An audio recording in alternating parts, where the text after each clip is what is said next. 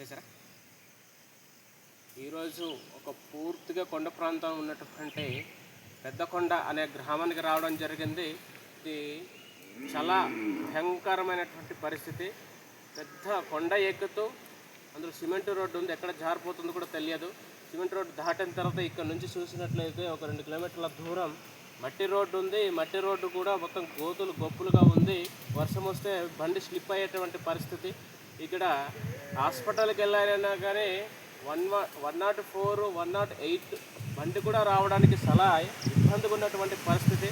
ఇందులో చూసినట్లయితే పూర్తిగా కొండారెడ్డి పివిటీసీ గ్రామం ఇది.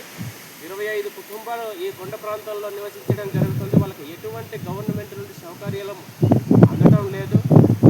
అందులో చూసినట్లయితే గవర్నమెంట్ స్కూల్ కూడా లేనటువంటి పరిస్థితి. గవర్నమెంట్ స్కూల్ ఉన్నా కానీ గవర్నమెంట్ టీచర్ రావడానికి కూడా అనేక ఇబ్బందులు ఉన్నటువంటి పరిస్థితులు ఈ ప్రాంతంలో మనం చూడటం జరుగుతుంది.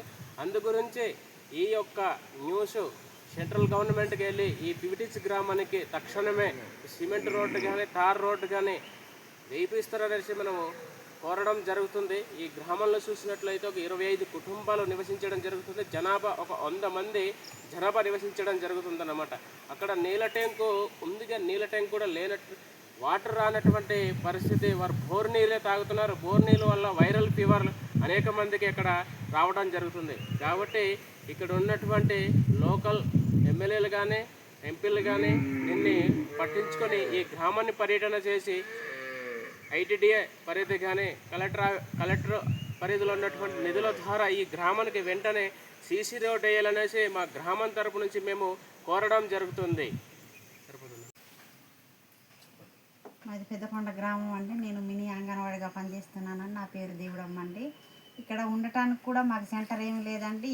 మాకు ఉండే కుటుంబాలు చాలా తక్కువగా, అక్కడ కూడా ఎవరి కుటుంబాలు వాళ్ళే ఉంటారండి. కనీసం ఒక గది ఇవ్వటానికి కూడా చాలా ఇబ్బందిగా ఉందండి. అలాగైనా మా ఒక ఇంట్లో పెడుతున్నామండి. మాకు కనీసం చిన్న అంగన్వాడీ సెంటర్ అయినా కడతారని కోరుకుంటున్నామండి.